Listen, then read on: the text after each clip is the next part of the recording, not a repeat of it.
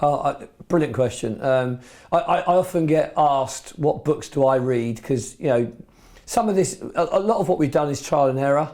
When I first started running businesses, Quill and Parchment was still around, so Charles Dickens and I were good mates. But 91, my first business, there wasn't a lot of internet around, obviously. So the only way I could learn and follow the great people was to go to a library or go to a local bookshop.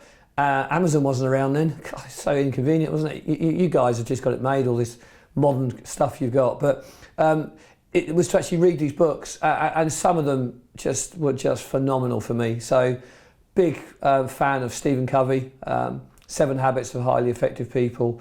It set the scene for everything that I ever did, really, learning the interpersonal, how these things all hang together. Jim Collins, because Jim's book's all about research, and he looks at it from good to great, from great by choice, built to last, how the mighty have fallen. His 4 brilliant books. And of course, when I'm learning and I'm reading these books and I'm implementing them and they're working, it's great. Things like the Balanced Scorecard by Kaplan and Norton was a massive revelation for me back in the sort of late 90s when I started to run quite large businesses. Anthony Robbins, I think everybody mentions Anthony Robbins. Everyone mentions how big he is and his teeth are bigger than my head and all that sort of stuff. But joking aside, the guy is, he took something that was quite fundamental and basic in NLP and, as he called it, NACS, and turned it into a model that the whole world adopted. And fair play to him, he's had more impact on most people's lives than I imagine anybody on this planet really has. So I think that those are some of the books.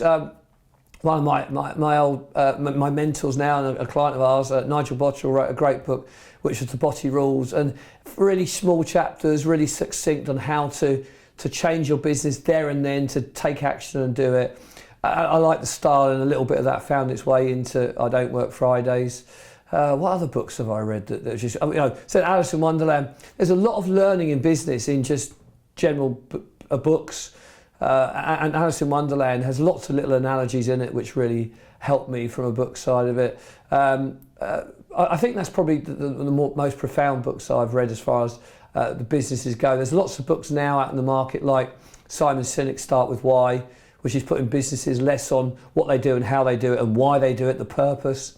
And the scaling of business is all about finding your purpose, and personally and from a business perspective, and aligning everybody to it. So that's a big help, and I love that book because I was doing a lot of it before I read the book, and you'll see that in I Don't Work Fridays. A lot of what you're doing anyway is already in the book, and it's just capturing it in a way that you can then formulate, put it out there.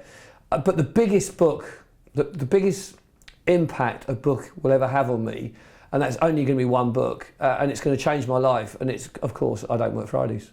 Because that one book is going to change the way we help people out, because we can get our message out to everyone else. So what book's going to influence me more than anything? It's got to be our own one, and that's not from a self-centered point of view, but that one book will have the biggest impact on Jackie, myself, Lily, James's lives going forward, because that's the one that's going to hopefully start this I Don't Work Friday movement.